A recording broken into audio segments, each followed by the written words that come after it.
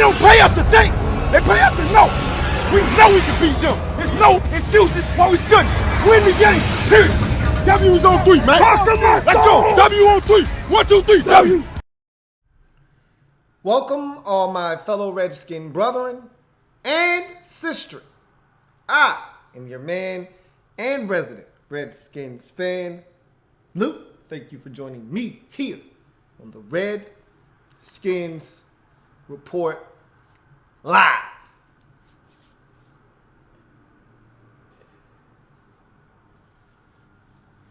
This isn't going to be a very long show.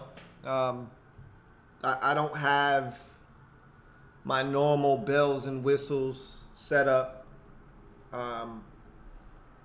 There's no rhyme or reason to this show. I've been away for a couple of weeks, it seems like.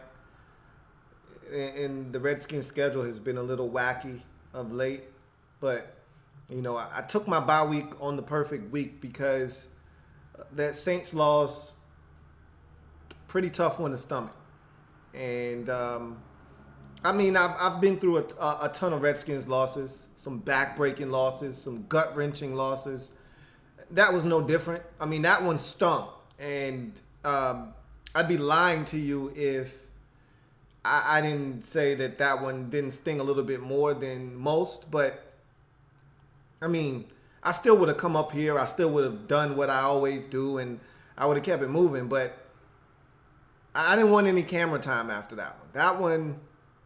Because what that loss against the Saints signified for me was the end of the season.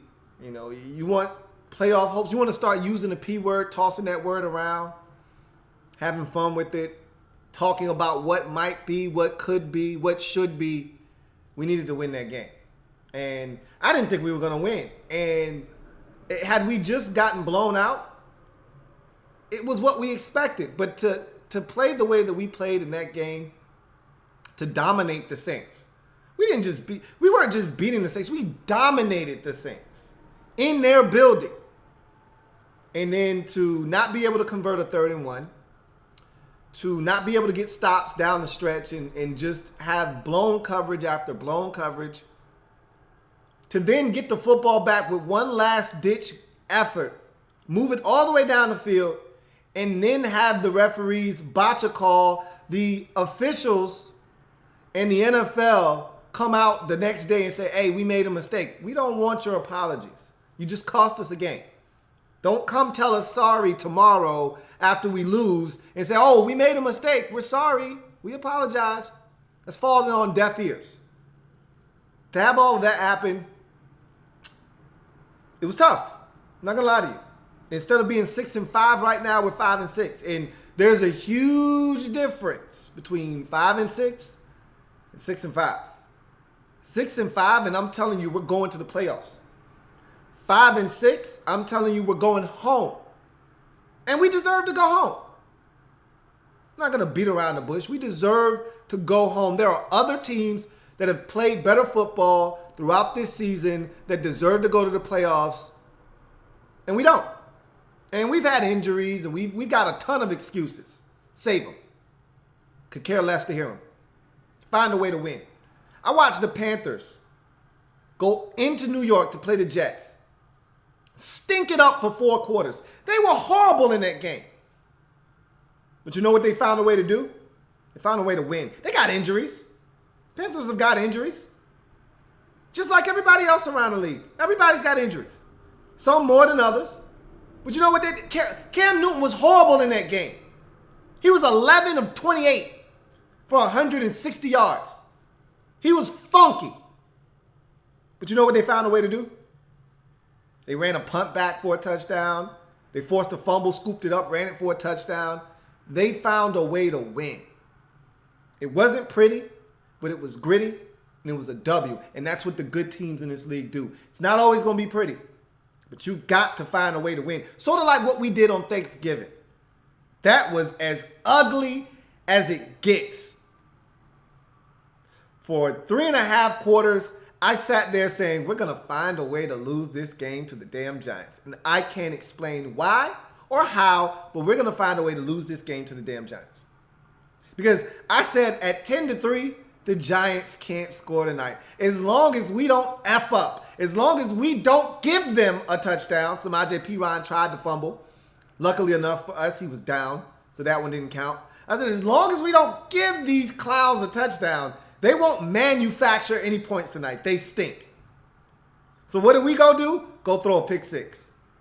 Byron Marshall, ball tips off of his damn hands. Yeah, it was a bad pass by Kirk. He's tripping over his own goddamn feet. Sure, it's a horrible pass. Should have been caught. Still. But in typical Redskin fashion, tips off Byron Marshall's hands. Why the hell is he even in the game? Oh, because we've got a ton of injuries. Half of the guys on the field on Thursday, if you're not a hardcore, diehard Redskin fan, you didn't know who they were. Tony Bergstrom at center. Byron Marshall at running back. A.J. Francis at nose tackle. I mean, come on. Nick Vigil starting at inside linebacker. Are you kidding me? Seriously. Who are these guys? Who are these masked men? But we did throw that pick six. They did tie the game up at 10, and I said, we're going to lose this game. But somehow, some way, we found a way to gut out a win against a bad Giants football team. Boy, do they stink. Man, are they bad. And we might have played the last game against Eli Manning in a Giants uniform. We're the last team he started a game for the New York Giants against. Take a little bit of solace in knowing that, I guess. In any event, we won the game 20-10. Hey, how about that? First ever win for the Redskins at home on Thanksgiving. First ever game the Redskins hosted on Thanksgiving. It's nice. It's nice to get that. The food tastes better. The drinks taste better. The air tastes better. Everything tastes better after a Redskins victory. And for as good as that felt, 4 days later, that somber feeling comes back like it does every year this time. And if you've been watching my channel for any amount of time, then you know I'm a huge Sean Taylor fan. And yes, I still talk about him at times in the present tense. And I'm not one of these guys that is a fanboy. Okay, I'm a fan of the Redskins. I don't have a favorite Redskin player. I don't do that because I learned at an early age that it's a business. And your favorite player could be wearing another team's jersey next year, sort of like Kirk Cousins. So I don't get attached to players. I'm attached to the organization. I have a love-hate relationship with the organization. Sometimes I love them, sometimes I hate them, but I will never abandon them. Players come, players go. But the name stays the same. The name's got my daddy blood on. No, seriously though. Players come and go. But the burgundy and gold never changes. And so it's rare for me to find myself attached to a player like I did Sean Taylor. And there are three people that are responsible for the love that I have for the game of football. My dad forced me to watch as a kid. Barry Sanders made me want to watch football every week. And Sean Taylor made sure I would never leave the game.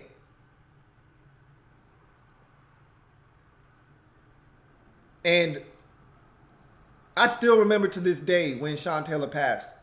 I found out on a college campus in 2007, November 27th, 2007. I remember going to sleep the night before thinking he was going to make it. I woke up the next morning and he was gone. But it didn't really hit me until I went to school that day. And I sat down at school and I said to myself, wow. There were a lot of parallels between his life and not necessarily mine, but the direction that mine was going in. He had just had a daughter. I had just had a daughter. My daughter's 10. This is the 10th year anniversary of his death. She was just born a month prior to his death. It hit me hard. I said, that could have been me. No longer being in the life of my daughter, her never even knowing who I am. Could have been me. This guy with the brightest future you've ever seen, taken from him senselessly. It also hit me hard because it reminded me, and I haven't had many losses in my life. I've been very fortunate. I haven't had a lot of death in my life. I've been really blessed. But senior year of high school, one of my teammates was killed fatally in a car crash. And the reason he wasn't with us is because he didn't get along with the coach. So he quit the team. He was a diehard baseball fan. The kind of guy that you knew he was going to grow up and 15 years later, he'd be coaching some high school baseball team somewhere in the area locally. If not, coaching some college baseball team. His love for the game ran that deep. And because he didn't get along with the coach, he quit.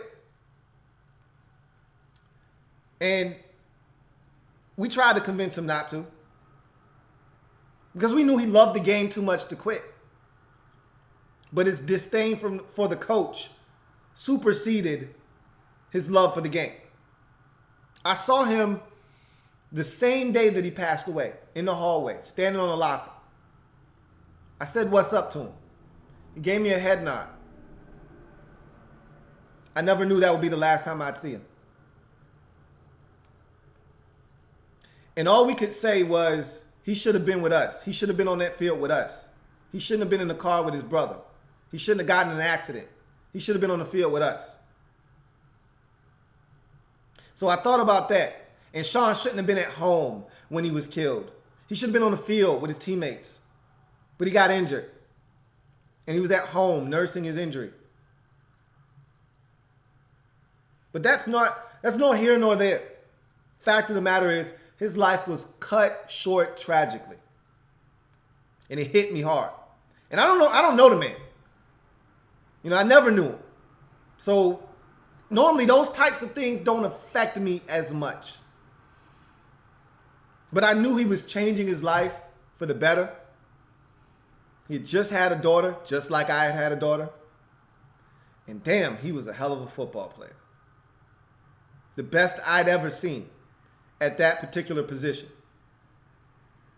And to be honest with you, his skill set, his talents transcend position. You've never seen an athlete quite like that on the football field. Really, you probably haven't seen many like Sean Taylor before, and there won't be many after Sean Taylor. That combination of size, speed, physicality, work ethic, tireless work ethic. Guy never got tired. He'd run all around the football field. Always had energy. And as a Redskins fan, you can't think of the 05 run to the playoffs without thinking about Sean Taylor. You can't think about the 07 run to the postseason without Sean Taylor. For two vastly different reasons. In 05, he was a huge part of that run to the playoffs. Remember the scoop and score against Philly to seal the deal and win the division? He was playing out of his mind at that point. The scoop and score versus Tampa, spit in Michael Pittman's face, got ejected from that game. But we won because of that touchdown that he scored. The next week against Seattle, he was playing like a madman. He dies in 07, just as he's hitting the peak of his career. I mean, the guy's just hitting his stride, which is crazy because he was so good already. And yet he was just scratching the surface. Greg Williams had figured out, man, this guy is one hell of a free safety. Because he was so good in the box. But you're like, this guy away from the line of scrimmage is just as lethal because he can take the football away. His range is limitless. I can put him anywhere and he'll get there. God forbid someone come across the middle. He was just starting to figure it out. And then he gets hurt against the Eagles on what seemed like the most insignificant play. Doesn't seem like a serious injury at all. He even walks off the field. Never saw him on the field again. Then the Redskins go to his funeral. And we all remember the first game after his death. We all remember the Buffalo game. And Coach Joe called in 2 straight timeouts, getting a unsportsmanlike conduct penalty, moving the Bills 15 yards closer to knock home the game-winning field goal, and how that ripped our hearts out of our chest. And from that point on, I christened that game the Sean Taylor game. Every year. The first game after the anniversary of his death is the Sean Taylor game for me. And I'm not one of these Redskin fans that, oh, I don't care if we go 2-14 as long as both of those wins are against Dallas. Bullshit. It's the dumbest thing I've ever heard. I don't ask much of the fellas. Hell, I'd much rather go 14-2 and both of the damn losses come against Dallas. But I'm not one to beg and plead with the fellas. I rarely ask the fellas of anything. Usually every year before the season starts, I ask the fellas to do one thing for me. Just get me to November playing meaningful football. That's usually it. And then as we get to November, I have one more small request. Go get me the Sean Taylor game. Now, generally, they don't go get it for me. The Redskins are 3-7 in Sean Taylor games, which pisses me off every year that we don't get it. But I ask nicely every year the same thing. Fellas, go get me the Sean Taylor game.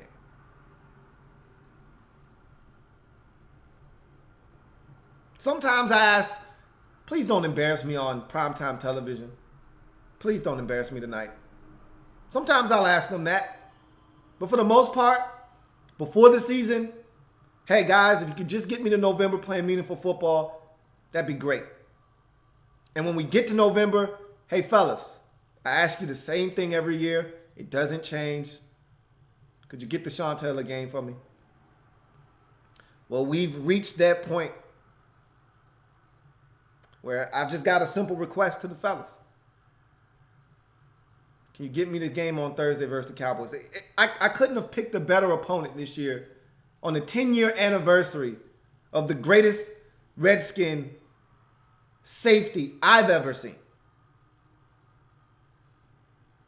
In just a short 4 years, he made that profound of an impact, not just on Redskin fans, not just on the position, but on the entire National Football League. How many players come up wanting to be Sean Taylor? How many players fell in love with the safety position or the game of football watching 21? I know the impact he had on me as a Redskin fan. I'll never have another favorite Redskin. He'll always be my favorite. And it won't even be close.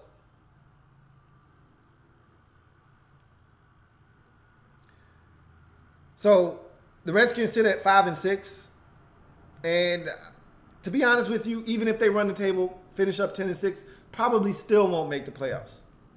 They've got an outside shot, but we dug ourselves a hole that, unfortunately, we probably won't be able to get out of. And I'm fine with that. You make your bed, you lay in it. I'm fine with that. I've always told you, I'm not one to go begging and pleading like I did last year. Last year, I felt like a whore because I got up in front of this same damn camera, told all my Redskin faithful, all my Redskin family, we got to root for the Cowboys tonight to beat the Detroit Lions so that we got a shot to get into the playoffs. You know how much that sickened me to do that? Put my pride aside and say, got to be a Cowboys fan tonight. And they did win. But what did we do? We pissed away the opportunity by losing to the Giants in week 17. We pissed away the opportunity by losing to the Panthers in week 16 or 15. Bottom line is, I'm done begging other teams to do what I could have done myself. You want to go to the playoffs? I tell every fan base, not just Redskin fans this, tell every fan base, you want your team to make it to playoffs? Tell your team, handle their own. You want it done right? Do it yourself. You want to go to the postseason? Take care of your own business. Don't scoreboard watch at the end of the season hoping X team and Y team and Z team takes care of business so you can get in. You want in? Get in yourself. And we had ample opportunities to do exactly that this year. We could have beat Kansas City. We didn't. We could have beat Minnesota. We didn't. We should have beat New Orleans. We didn't. So now you find yourself at 5-6. Deal with it. But there is something we can't control. Thursday night.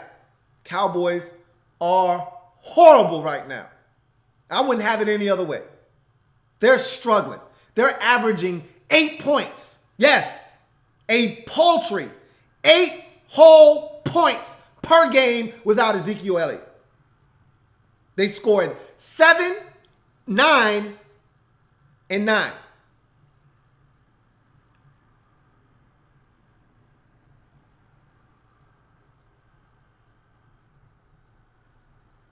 You know what that sounds like to me? A team that's wounded, a team that is dying to get their ass whooped. And look, we haven't beat the Cowboys in quite some time. Feels like forever. Swept us last year. I think we split with them the year before that. They've beat us the last 3 out of 4 times, for sure. They beat us already this year, so that's 4 out of 5. They beat us 3 straight times. Hell, I'd hate to go back a year previous to that. They probably swept us in 2014 as well, if I had to guess.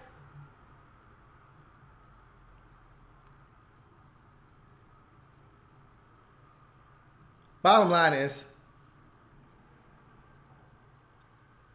we got a chance for the second week in a row on a Thursday to take care of a struggling divisional foe that we can't stand. And I don't give a damn how we get it. I don't care how bad the Cowboys are struggling. I don't give a damn that Zeke Elliott isn't playing. I don't care about any of that. Win! Don't do it for me. Don't do it for the rest of the Redskin faithful. I ask you to do the same thing every year. Do it for Sean. So, like I always do this time of the year, I've got one simple request. I hate the Cowboys. We got them on the road on a Thursday night. All eyes on us. They're struggling. We're not much better, but we're good enough to win. Win the Sean Taylor game. Get this one for Sean. 10-year anniversary, Dallas Cowboys doesn't get much better than this, man. Get this one for Sean. I don't have much more for you today, guys. I don't. I don't know if anybody's even watching. It's pretty late. But if you got comments, I'll take a few, and then we'll bounce.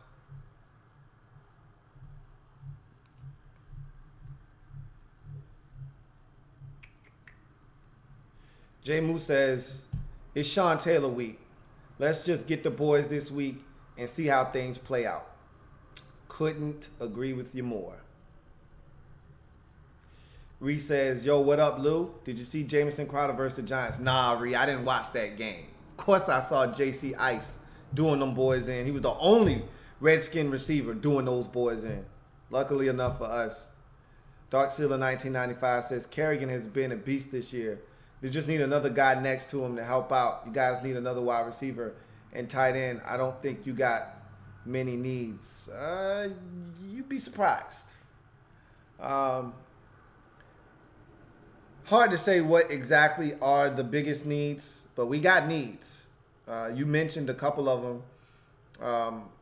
Tight end is fine. I think when you forget that we got Jordan Reed, even though he's always hurt, it's normally not to this extent. Like, generally, he plays 12 games. You know, last year he played 14. So, generally, he doesn't miss this many games. Like, this year, I know we talk about him being hurt all the time, but this is an aberration for him. Yeah, he's good to miss 2 or 3 or 4 games. There was one year where he had a concussion, and he missed, like, the final 4 or 5 games of the season. But for the most part, he usually plays in 12 or 14 games, at least 10. This has been a year where he just hasn't been able to stay healthy. So we got tight ends. We're good at tight end. But we'll see. The end of the season, we'll reassess what exactly are our needs. But in any event, Reese says, rip Sean Taylor. Still so sad what happened to him. John Perez says, does a win over Dallas save the Redskins season since we play against some god-awful teams, with all due respect to really good Chargers team in the final weeks of the season? It doesn't save the season. No, the season isn't salvageable. At this point, you're just playing to see what happens. If you want a shot at the postseason, you can't lose another game. So obviously that includes beating Dallas. But as far as saving the season is concerned, it is what it is. You know, whether we go 10-6, 9-7, 8-8, most likely we're gonna miss the postseason. So saving the season, I told you that we had to come out of that stretch of football. Told you this a month and a half ago when we blew it against the Cowboys the first time. I said, look, we put ourselves in a position to where we've got to find a way to come out of that stretch of football at 5-5. We had 2 home games. We had 2 road games. Cowboys at home, Vikings at home.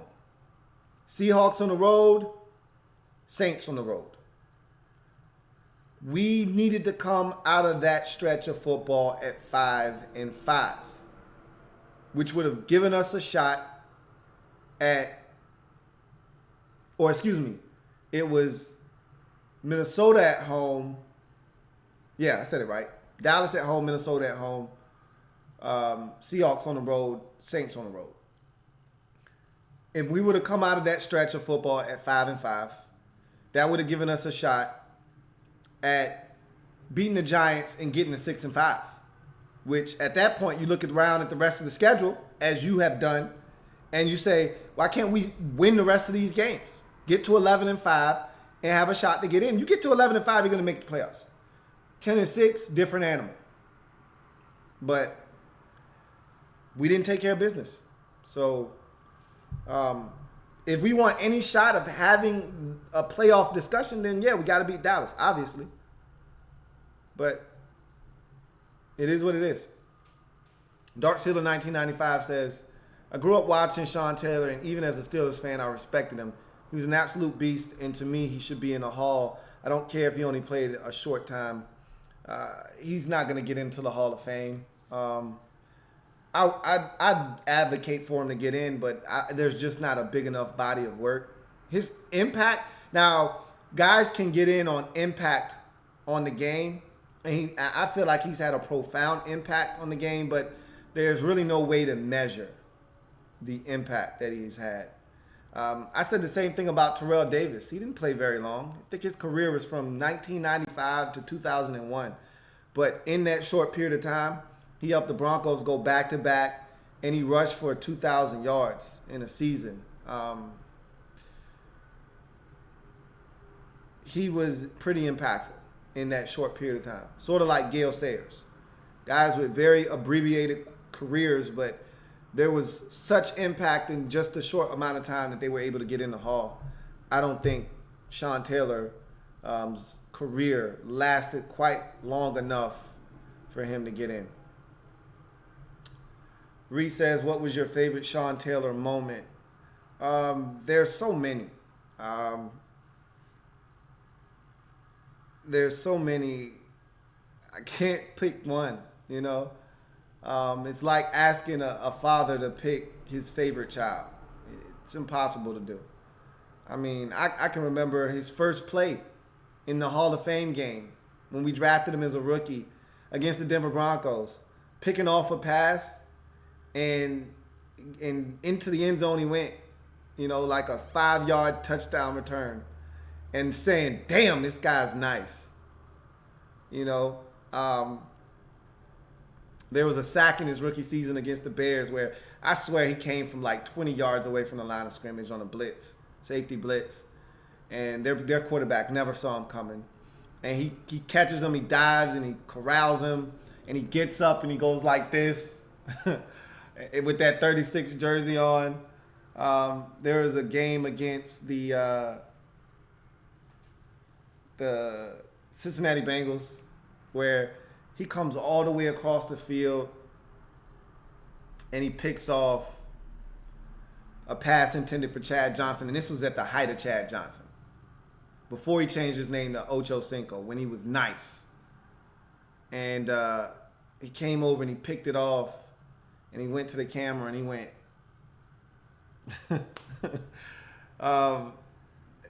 there's the Philly game at the end of 2005 where he scoops up the ball and runs in for a touchdown.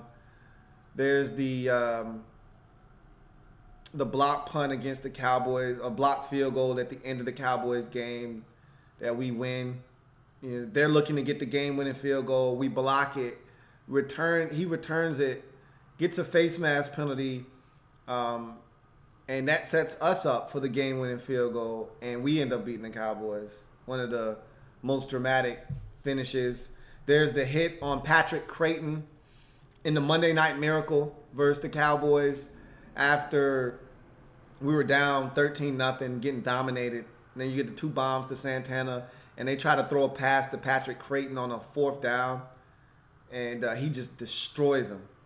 Knocks the ball out like 15 yards the other way, and we win. I remember they poured water and Gatorade all over Joe. I don't know if I've ever been happier after a win versus the Cowboys. And we've had some dramatic wins versus the Cowboys, but that one was pretty special on the road on a Monday night. I mean, my dad was giving it to me all night. And, so many Sean Taylor memories, man. I mean, even the bad ones, even when he spit in Michael Pittman's face. I mean, I remember that like it was yesterday. I remember the game on the road versus Brett Favre, a game where he should have had like 5 picks, literally. He was everywhere in that game. I don't think Brett's ever been against a defender quite like Sean. He was throwing balls up for grabs thinking, okay, I got him. And Sean would turn, pivot, and go track it. And he dropped like 2 picks in that game. He had another 2, and I think 1 he caught, but he was out of bounds. He could have easily had like 5 picks in that game. Should have had 5 picks. I mean, it was ridiculous. There's so many Sean Taylor stories, man. I mean, how about T.O., alligator arming the football when he was in Philadelphia, when he was in Dallas? Wanted no parts of Sean. None. I mean, that might have been the funnest aspect to his game, was just the fear that he struck into the opposition. There were receivers. In a day and age where you can't hit guys anymore, Sean hit guys and they wanted no parts of the football. None. I'm talking T.O. is 230 pounds of chiseled muscle and he wanted no parts of the football. None. Do you know how fun that was as a Redskin fan? Watching receivers turn down catches. Like, business decision. I'll pass. 21's lurking around here somewhere. I'm good. There was only one guy that took a shot from Sean and wasn't afraid, and that was Reggie Williams with the Jacksonville Jaguars. I remember that one. Coming across the middle, Sean lit him up in the end zone. Helmet came flying off.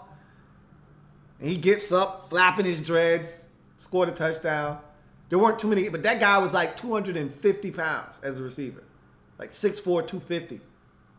He wasn't your ordinary wide receiver. But even Sean lit him up. Got so many Sean Taylor memories, man, I can't pick one. Blackbird Blitz says, just saw an interview where DB Fred Smoot talks about the greatness of Sean Taylor and the way he helped play with total aggression and how everyone on defense trained to avoid friendly fire. Yeah, man. Sean would hit, I used to call him a heat-seeking missile. They called him Meese. Half man, half beast. And he was a heat-seeking missile, and I would always tell my dad, the only problem with a heat-seeking missile is that it hits anything that moves. Anything that's warm to the touch, it hits. And if you were a Redskin defender, you had to watch out because Sean was coming in hot and heavy.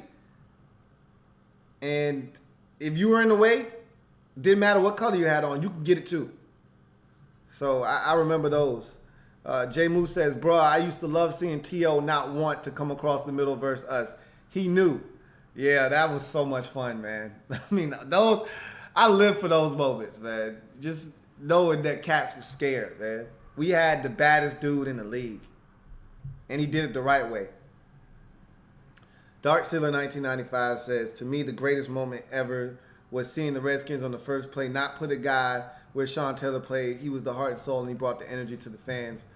Yeah, I still haven't forgiven the Buffalo Bills for that because our defensive coordinator, Greg Williams, decided that the best way to honor Sean would be to come out with 10 guys on the field. And Reed Dowdy had to sit off on the side for the first play of the game. And a classy move by the Bills would have been to, take a knee on that play.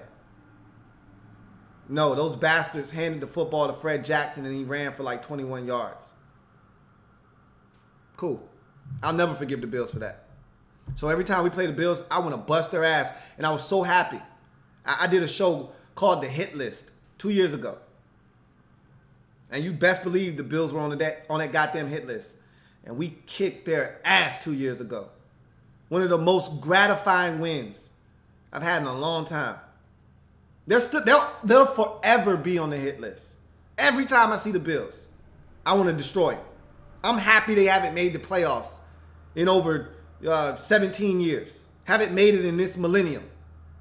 Good for them. We'll call it the curse of Sean Taylor for those bastards. Hope it's another 20 years before they make it too for that bullshit. But that's nor here nor there. Cloud says, Sean Taylor was a freak of nature. Sad to see him go so soon. That dude had a chance to be the greatest at his position ever. There's no doubt in my mind he was going to transcend and redefine the way the safety position was played.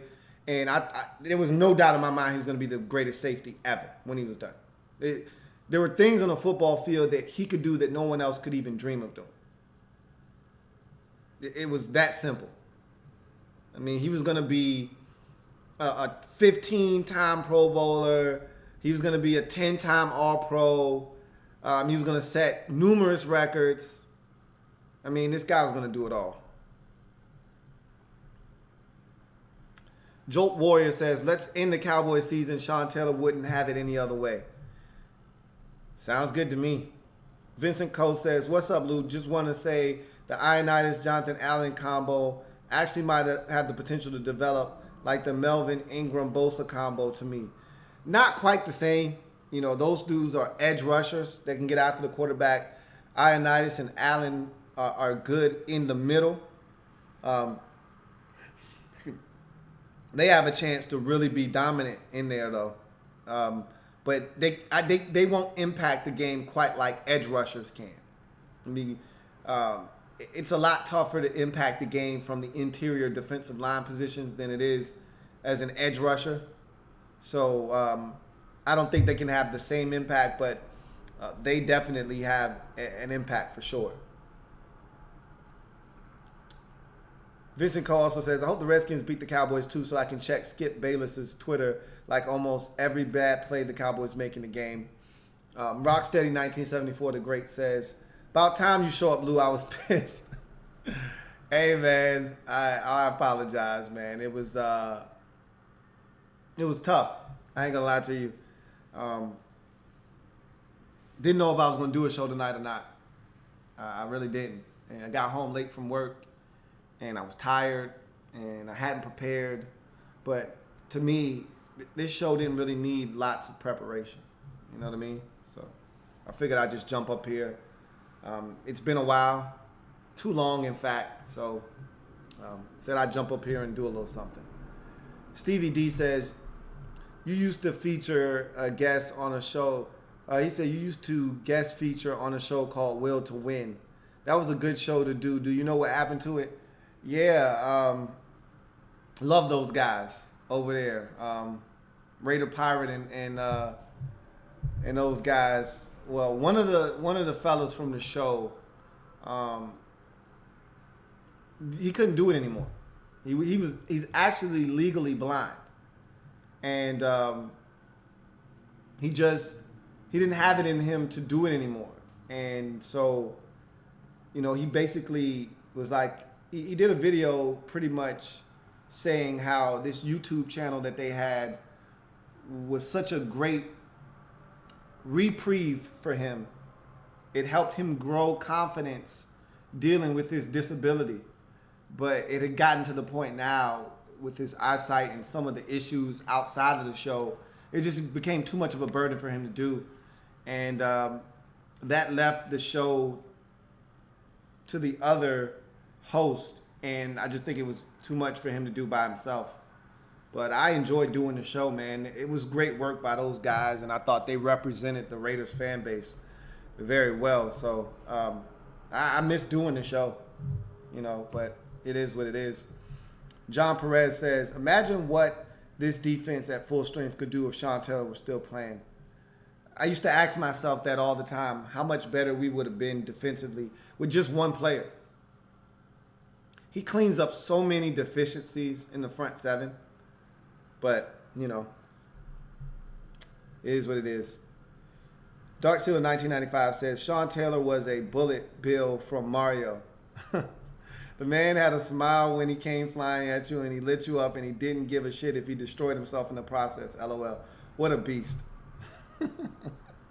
I can see Bullet Bill now, man. That's a pretty good analogy, comparison. John Perez says, any chance the Redskins could have won a Super Bowl title or two if Sean Taylor were still here? I don't know if just his presence alone would have been good enough. I never felt like we were one or two pieces away from winning the Super Bowl since his passing. That being said, it changes a lot of what happens with this team if he's around in terms of guys that turned out to be busts. Maybe you don't draft, you don't draft certain guys. You don't waste draft picks on certain players. If Sean Taylor's around, LaRon Landry probably is still a Redskin if Sean Taylor would have been around, because the minute Sean disappeared, Landry then was asked to do some things that he just wasn't good at. We tried to make him into the new Sean Taylor, and that wasn't his thing. LaRon Landry was built to be an in-the-box free strong safety. And with Sean Taylor, those two were going to make one hell of a tandem for the next decade if they would have stayed together. But once Sean passed, we wanted LaRon to take that free safety spot because he had speed and he was big and he was strong. And, that wasn't what LeBron was about. He was a strong safety in the box. That was his calling. And so, you don't draft Kareem Moore from UCLA if Sean Taylor doesn't pass. You don't waste some of the draft picks that we did on some of the safeties that we've taken over the years. Maybe you spend some of those picks on other positions and you get better players. Who knows? I don't think we would have won the Super Bowl, though. Long story short. Daniel Primrose says, YouTube without Louie T live sucks. Happy to see you back, man. I appreciate you being there and continuing to support the channel. Gregory Lightbody says, do you think P. Ryan will replace Kelly if he gets a few 100-yard games? I don't think Kelly is getting his job back. I think that is P. Ryan's job now. That's 2 straight 100-yard efforts for him. And I think he's starting to hit his stride. And I think Jay is starting to really see what we all saw, which was P. Ryan was the better of the 2 backs. I've been advocating P. Ryan starting since camp. And so it's good to see him finally getting that opportunity and him making the most of it. Vincent Cole says, I wasn't paying attention to football when Sean was playing, but can you compare him with Ed Reed for me? Just like playing style. So both of them came from the U, but that's where the similarities begin and end. The only other thing I could say that they shared in common was the instincts and ball skills. Both of them had off the chart instinct and ball skills. But Ed Reed was nowhere near the physical specimen, and it's not fair to compare anybody to Sean Taylor. How many guys are walking around at 6'3", 225, running a sub-4, 540? I mean, there's not many guys like that. With about a 45-inch vertical leap to boot.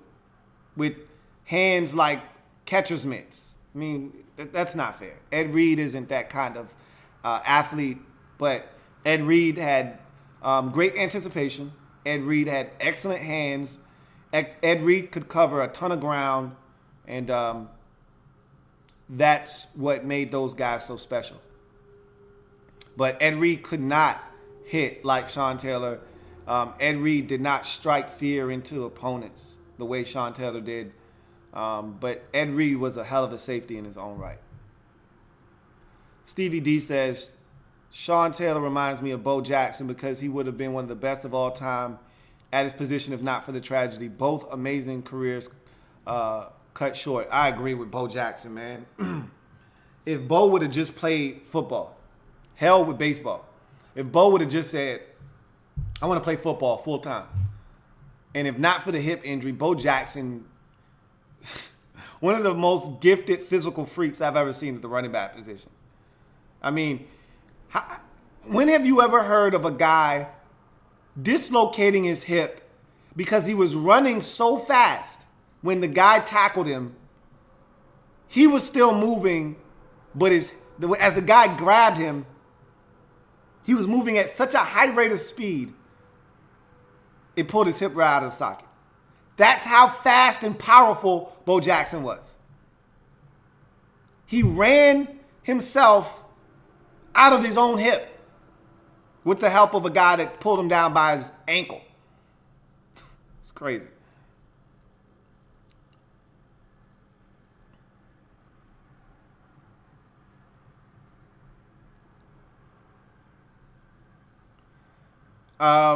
I don't even know what that means, B3. He says, you took a holiday and I went to my side chick. Oh my God, so disappointed. I think I get what you're saying. You stupid, man. I can't with you. John Perez says, off subject here, what are your thoughts on Ben McAdoo, otherwise known as Ben McAdoofus, benching Eli? To me, it's sad and absolute blasphemy. We'll probably touch on that more tomorrow. But that's a crazy situation there in New York with the Giants. That's not how legends are supposed to be pushed out of the door. But that's something we'll discuss tomorrow on winners and losers. I'm pretty sure I'll get a ton of questions about it tomorrow, and I'll be more than happy to knock those out then. But in any event, I am a Redskins fan, etched in burgundy and gold. My Redskins spirit will never die. Redskins spirit will never fold until we meet again. Hail to our beloved Redskins. I've said my piece. You know how I feel. And so, fellas, not really much more for me to say, man. Don't do it for me. Don't do it for the millions of fans out there cheering you on. Do this one for Sean, man. And if you got one, as I always do, for this Sean game, throw your towel up, man. Throw it up.